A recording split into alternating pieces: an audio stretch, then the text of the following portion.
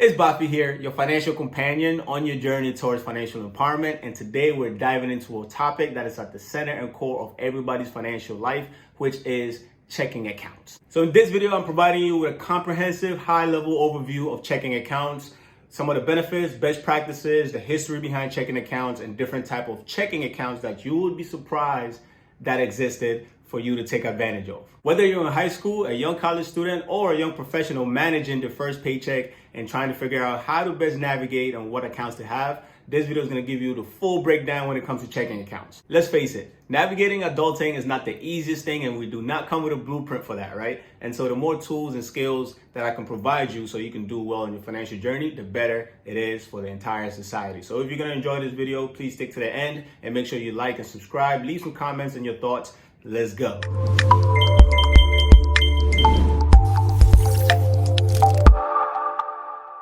Let's embark on a journey through time to unlock the history of checking accounts. While the concept of tracking financial transactions dates all the way back to ancient civilization, the modern checking accounts emerged in the 20th century, and this revolutionized the way we handle our money. Before the widespread adoption of checking accounts, people relied on cash and credit at the local merchant level. But with checking accounts being introduced into the system, it provided a convenient, centralized financial transaction through checks, hence checking accounts. When it comes to purpose and design, checking accounts are the unsung heroes of personal finance. And the essence of it lies in a simplified design of daily transactions, meticulous withdrawals, and the ability to really manage and simplify the entire financial and cash moving system. Now, this account is your most active account because whether it's paying bills or buying gifts for the holidays or buying things from Amazon because you have some flexibility, this account works 24/7, 365, and works overtime.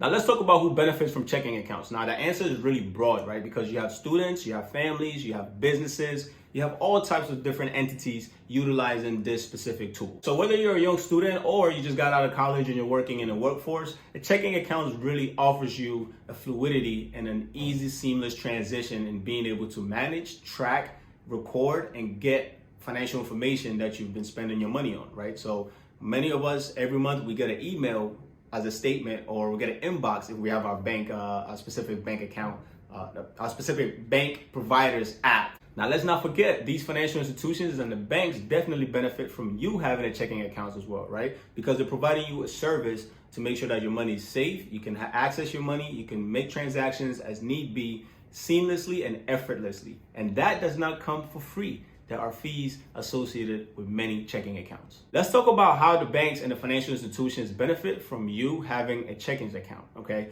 So banks may offer interest on money that you've deposited within your checking accounts. However, generally this is low interest and it doesn't compare to what they offer when it comes to savings and investment accounts. At the end of the day, whatever interest that they charge you for owning that checking account helps the company's overall revenue. Next is overdraft fees. Now, many of us might be familiar with this. I am certainly familiar with it. And an overdraft fee is essentially when the user or the account owner spends more money than what is actually available within that checking account. And therefore, because you went past zero and went negative, you are charged an extra fee. Can you imagine that, right? Let's say you have $200 in your bank account, you spend $250. So you are in negative 50. And they decide to charge you an additional fee. This is crazy. And it's kind of mad when you think about it, because let's say your bank account is at zero. You would get charged an overdraft fee if a penny comes out of that account or a dollar comes out of that account. It's like, hello, if I had the money, I would not be in this position. But I also do understand where the bank is coming from, right? Because they have to cover the shortfall. If it goes to negative 50, that means they spent $50 of their own money to cover for you not having that money in there. And in that scenario, I get it. You got to pay them back and you get charged a fee on top of that. So please do your best to avoid overdraft fees because they are a significant part of the revenue for many banks. And so if you don't want to get charged an additional fee for money you don't have, make sure that we are being financially responsible. And if we don't have money, we got to make sure that we're not using those accounts frivolously. Some checking accounts have monthly maintenance fees, and these fees are charged to the account holder for the services that the bank provide, right? In terms of being able to manage your bank, manage your money, make sure the safety and security is there, right? Your money is protected from fraud and all these other things. On top of that, you also pay for that customer service. So that's why they charge you every month. Now, in most cases, you can avoid some of these monthly fees depending on the bank and the structure. For example, if you meet the minimum threshold of the money you need to have in that account, this monthly fee can be waived. If you have direct deposit, this monthly fee can also be removed. So for example, if the bank requires that you have at all times $500 in there to avoid, let's say, the $25 monthly maintenance fee, all you have to do is ensure that no matter what happens, every month you have at least $500 within that checking account. In addition to that, most of these banks will actually remove that monthly service fee if you are a young adult or you're a college student. But you do have to provide some evidence, some proof, some ID that yes, you are a college student, or a license or something that dictates that you are a young individual as opposed to a full-blown adult. And then they'll just get rid of the fees for you. The banks also generate a lot of revenue from transaction fees, sometimes for specific things like cashier checks or a wire transfer. Now, in addition to that, normally they are making money all the time. Why? Because money doesn't like to sit still. Money moves 24/7. The moment you get paid, your money is going in 50 different directions. Whether it is locally, whether it is globally, internationally, there are always transaction fees associated with any money that is sent or received. Somebody has to pay for that service of the money going from left to right and right to left. Yeah. Another way the banks make money is NSF, which stands for non-sufficient funds. It's kind of similar to overdraft. The only difference is an example would be, let's say you sent money to pay for something, but you didn't have sufficient funds in your bank account, in your checking accounts, and therefore the transaction did not go through. There's a service fee that the bank will charge you for the cancellation or not having sufficient fund. And the fact that it got canceled, and it created challenges within, the system. Not necessarily challenges, but the fact that it just couldn't complete transaction. You end up paying this non-sufficient fund fee. And like I said earlier, when you think about it, it's crazy because the whole point is I don't have the sufficient funds, right? And the banks know it, right? They monitor your account. That's part of the security measure and safety net. They have to keep an eye on everything, make sure there's enough. And they know that when you buy something, you don't have enough. The only challenge is they can't technically stop you from doing certain things, right? And so once you try to buy something, then it executes, or now it triggers certain chain reactions within the financial system to now decide whether the money's going to go through, is going to end up being an overdraft, or is going to end up being canceled, right? And that happens very quick, in a blink of an eye, split second.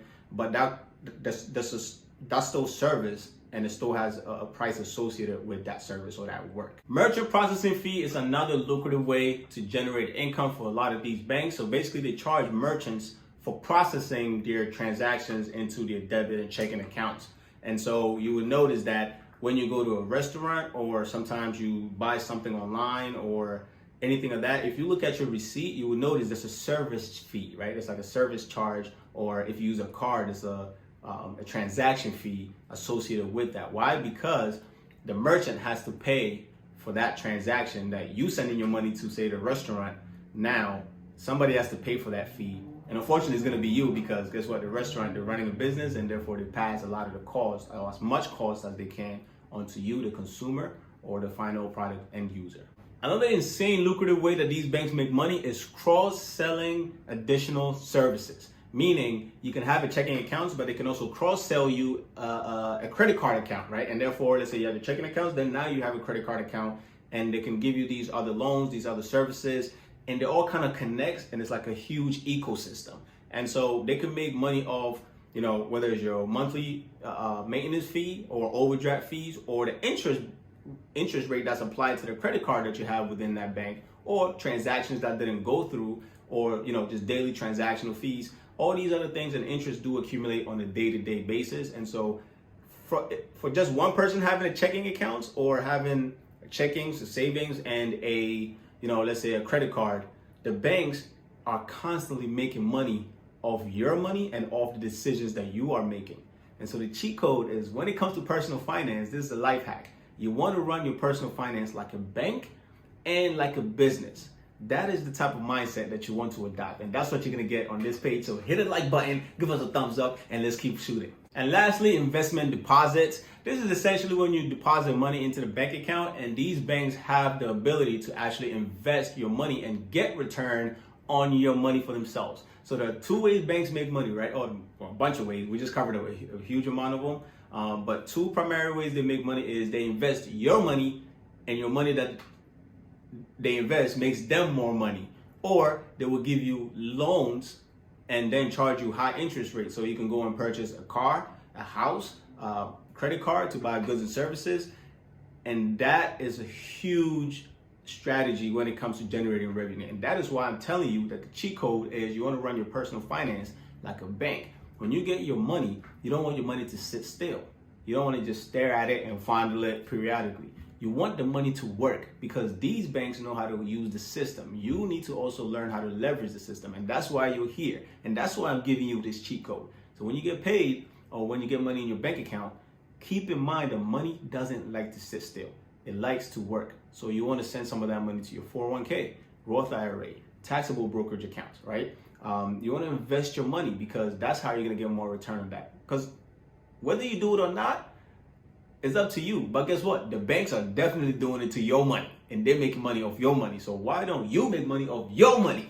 All right, so what are some of the best practices to avoid giving the banks too much of your money, right? At the end of the day, everything got a price and a cost to play. But there are some key things you can do to reduce the bank's ability to get more of your money, so you get more for yourself, for your life experiences, for your health, for your enjoyment, and for your investment journey, and also get out of debt. Yeah. Understanding checking accounts and how to use them is critical, because it serves as essentially the center point of your financial journey, right? When you get paid, it goes into your checking accounts and then it's divvied up and it goes to other places. So we want to make sure that we are managing it and we have good, responsible habits surrounding it, because the better we do with these things, the better our financial journey is going to be. Making sure that you are aware of the fee structure and the contracts and the fine print, right? When you go to sign these agreements or open these checking accounts, you need to understand exactly what you're signing and some of the stipulations it comes with. So having a clear understanding of the terms and conditions is going to help mitigate and reduce the amount of fees and interest that you end up paying, because guess what? You work hard for that money with your blood, sweat, and tears, 9 to 5, you lost sleep, you probably skipped breakfast, you're probably up late getting prepped for the next day, work-wise, right? You're buying clothes for work, you're doing all these different things to make sure that you can contribute and also get paid for your contribution, and therefore you deserve the money more than anybody else. So don't shortchange yourself. Another best practice tip that you definitely want to implement is a monthly auditing / monthly reconciliation. And that's just a financial fancy term for saying every month, look at your bank statements and cross-reference and make sure that the charges and the fees that you're being charged on those accounts are accurate, and those are purchases that you actually made, right? So every month you get an email, or in your inbox you can check and see how much money you spent and how much of that money and where did it go. You want to do this every single month. It will take you maybe 30 minutes at most.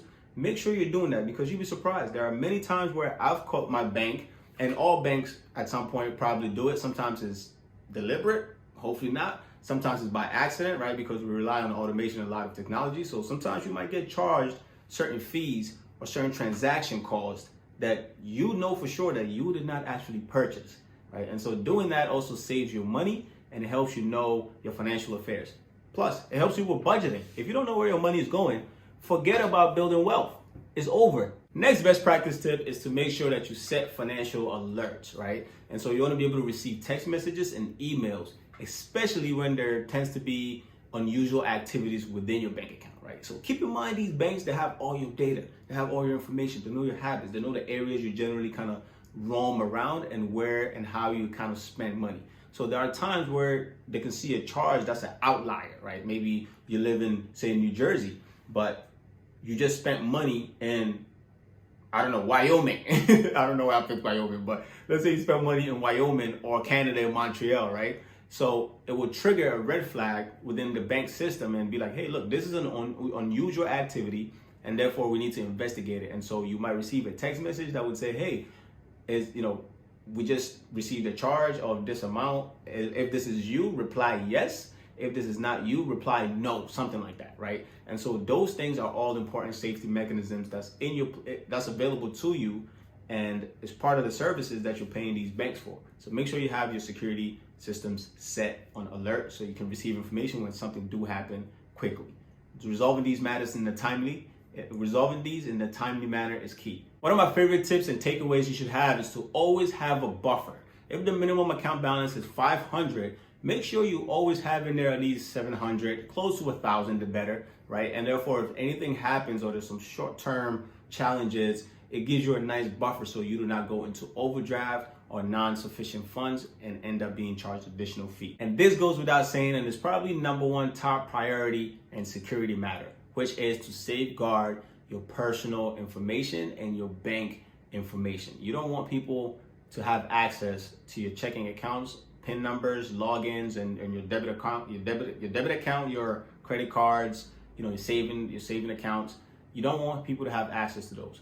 If you're somebody who travels a lot, this is extremely important. Make sure that you're constantly checking and keeping an eye out and checking your bank account balances, constantly making sure that you actually have the physical card on you, because you'll be surprised how many people lose fortunes or their life savings, or it just destroys their entire day and months, and for some people years, depending on how much money that they lose, right? So protect your assets. Do not play around with that. Now let's talk about the different types of checking accounts that's available to you to take advantage of, okay? At the end of the day, it is not a one size fits all, and there are different types. And I can promise you, you probably had no idea that there were so many different types of checking accounts that's available. So let's start to dive into those right now. The first is basic standard checking accounts that are offered by most banks and most credit unions. These are, low interest and low fees type of accounts, and they're mainly designed for somebody who kind of have a very straightforward, streamlined financials, right? It's very simplified, not too much activities, not a million things going on at once, but very simple, calm. Somebody like a high school student, or maybe somebody who's in college. Next, interest-bearing checking accounts. Now, these are the type of accounts where you can generate some interest on the money that you have deposited in there, but keep in mind that interest that you will earn is low compared to, say, your savings or money market accounts. And this type of account is mainly for people that tend to have large sums of money in there, right? Significant portion. And therefore, they're not going to beat inflation. They're very much aware of that. But they can earn a little something while their money is deposited in there for the meantime. Next, we have your high yield checkings account. And this is one of those hot topics that's been really hot in 2023. And the reason why is because they offer a much higher interest on the money you have deposited in there. And as we know, in 2023, guess what? Because of inflation and financial challenges, the Fed has been increasing interest rates over time, and therefore these type of accounts benefit greatly. Why? Because they give you way more interest than, say, you would have earned in 2022. And oftentimes there are certain criteria that one have to meet, right? And a lot of times you have to have more cash in there than, say, your standard checking accounts, right? So in some cases, for some of these high yield checkings account, you need to have in there at least $1,000 or something like that. Or some of the rules that they might have is there needs to be a certain amount of transactions going within it on a monthly basis, right? But this type of account is really good for somebody who has money sitting idle that they don't need and readily need right now, but they want to get more interest on that than what they would get in a regular checkings account. Another type of checking accounts is an online checking accounts. Now, these banks strictly operate online and they don't have physical locations, right? So keep that in mind. If you need to go somewhere where you need to physically get cash or something like that, sometimes it can be a little bit tricky, but they are great because they don't have maintenance and a lot of operating costs, and therefore they have some of the lowest fees and also some of the highest interest available that you can benefit from. So some of these guys will give you 4 to 5% right now at the time of this recording in 2023. And because they're online, this is really good and ideal for somebody who also has a decent amount of cash that they don't need, right? They might not need that money for 6 months to a year or maybe 3 years, something like that. But they want to get a healthy amount of interest. They want to receive more interest and pay the least amount of fees. And so instead of the money sitting there doing nothing in your standard checking accounts, or maybe getting just a little bit in your high yield checkings accounts, you can put it in an online bank and you're going to get a lot more money. Online checking accounts are also attractive because we live in a society where many of us actually don't use cash or might not even be carrying our actual, say, checking card with us, right? We have these wallets on our Apple phones and our devices and so forth, so we could just pay with our phone and do all these other things. And so online checking accounts have become very, very attractive. Online banking has been one of the hottest things, especially since the pandemic and where we're going in the future. That's going to continue to gain more footprint in terms of the entire financial institution. And we like that convenience, right? We can just buy stuff from our phone, from our laptops, and therefore another added layer is really the safety mechanism of not having to carry your actual card around. Another type is a joint checking accounts. And this is really good for, people that are in relationship, couples, people that are married, because both parties have access to the account and both parties are equally responsible for the account, right? So you both have access in the same capacity. It's 50-50, and both parties' names are on it, because most of us, when we get in serious relationships or get married, the two become one, and therefore having a joint checking account is great, especially when you have, a household to keep, you have bills. Even when you have kids, it's even more important, right? Because a lot of the daily expenses can come out of that joint account. And then you and your spouse can be on the same page. For all the young people out there, I did not forget about you. They do have a checkings account, and it's called the student's checking account. And basically there is an age limit, and therefore you have to provide identification showing that you are within that age limit threshold. I know I stated that earlier, but it's good to reiterate it. And oftentimes you have basically no fees. Most of the banks don't even charge fees for student accounts. And even if they did, it would be very minimal compared to your standard checking accounts. And this is great for anybody that's looking to start building and getting more familiar with the financial system, right? Because eventually you're gonna graduate, or maybe you don't go to college, but you get a trade job, or you create a YouTube channel, or you do some other stuff that generate income that you're passionate about. And therefore you're going to need somewhere to store your financial resources that you do gain, right? So it's a good way to get an early practice on how to manage money, how to see how these systems work, how to review your statements, how to dispute disagreements or charges that perhaps you didn't make within that account. So it's a great way to get started. If you're a student, I highly recommend doing that ASAP. From one extreme to the other, and I bet you didn't know that they had specific checking accounts designed for seniors. It's called senior checking accounts, and it's for those that are age 50 and above. And the reason why is literally the same perks as the younger folks. They give the same perks to the older senior generation. And so if you're 50 plus, you don't have to keep a standard checking account or a checkings account that you end up spending more in fees or being charged for certain things, right? You can opt out of the standard one and get a senior's checking accounts, because it comes with some pretty cool perks. And I think I like the fact that when it comes to the younger folks, they have the same perks, and they also have made some things within the system benefit the older generation as well, right? Because older people have worked hard in their entire working life, and give them as many perks as they want. Give them whatever they want. And for the rest of us out there that are getting involved in other streams of income, entrepreneurship, right, starting their own business, and maybe you have some side gigs, some side hobbies that generate some income, they do have business checking accounts, and that comes with its own special perks and abilities and levels, right? There are different tiers, and they come with different services at your disposal to help enhance your business ventures. And they typically offer features like business tracking expenses, multiple user access, and integrating into other business services, right? Because sometimes your business, there's transactions going on all the time, you're busy, you don't have time to bookkeep 24/7. Sometimes this is a service that can be managed by the bank on your behalf. In addition to that, you might have somebody working under the business, whether it's your family member or your kids, or you've hired people out of state virtually, and therefore, paychecks, payrolls, whatever, transactions, or they might have, they need access to be able to actually run and do their job on your business behalf. And so you will need multiple access points. Sometimes you want to also integrate your operations to be able to take advantage of some of these other, financial institutions and fintech and these other businesses and stuff like that. That also comes, so they have different packages for business owners. So personally, I have a business checking account. I have a business checking account, business savings account. And so I use the checking account like everybody else uses their checking account, just this time, just in my scenario, for the business to help fund and take care of what we need to take care of to keep the business maintained. And it has its own services and specialties along with it. So it's pretty cool. Anybody that has a business, I highly recommend that you do have a business checkings account, because it is designed to help you and assist you in scaling your business and providing better service than you can even imagine.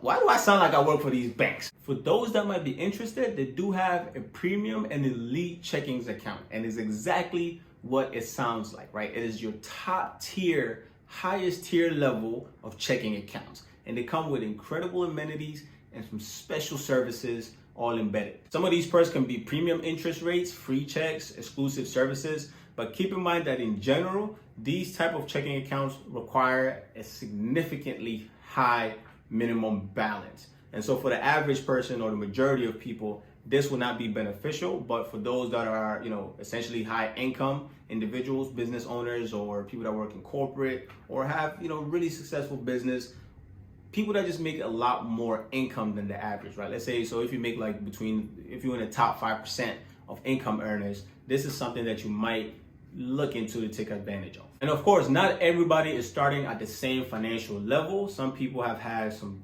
very poor financial experiences. Sometimes just unfortunate circumstances and life makes things extremely difficult. And so not everybody's in great standings or excited about where they're at within their ability to open bank accounts or get credit cards based on their credit rating and a whole bunch of other stuff, right? And so there is a specific type of checking accounts that will benefit such individual, and it's called second-hand checking accounts. And it's basically designed literally to help those people that have had some difficulties and some financial challenges, and therefore essentially they are not qualified to open some of the standard and some of the different types of checking accounts that I've literally just elaborated on. And so this is something that I think is so important for the less fortunate or those that may have had some really tough financial experiences. And so you can still be able to take advantage of some of these things, and I like that, the fact that they got a second-hand checkings account. Unfortunately, they do come with a much higher fee because it is more of a liability for the bank to provide those services, but nonetheless, it does give one an opportunity to begin rebuilding their financial structure and be able to get back and graduate from second-hand checking accounts to more the regular checking accounts, right? It's kind of similar to building your credit. Sometimes because your credit score is so low, you don't tend to get the best benefits because you're viewed more as a liability, and therefore the banks, for taking on the risk, they want higher returns or higher interest, right? And so this is kind of a similar strategy here, but nonetheless, it is still an option and something that maybe somebody out there can benefit from. So to bring it all in full circle, before you decide on which type of checking accounts you want to take advantage of, it is important to consider your financial needs, your habits, and your relationship with money. Make sure to compare fees, interest rates, and account features to help you decide the type of checking accounts that aligns with your financial needs and your lifestyle. So there you have it, a full breakdown of the different types of checking accounts that's at your disposal, the pros and cons, and how to definitely leverage them to help you on your financial journey. Check out the description below. I've linked a bunch of different types of accounts regarding the topics that we just talked about. And so if you're interested in any of them, you can click on one of those and go learn a bit more about it. If you enjoyed the video, give us a thumbs up. Leave some comments, let me know your thoughts, and if there are future videos that you want me to make, I am more happy to make them, so definitely put them in the comments and subscribe if you haven't already. I'll see you next time. Cheers.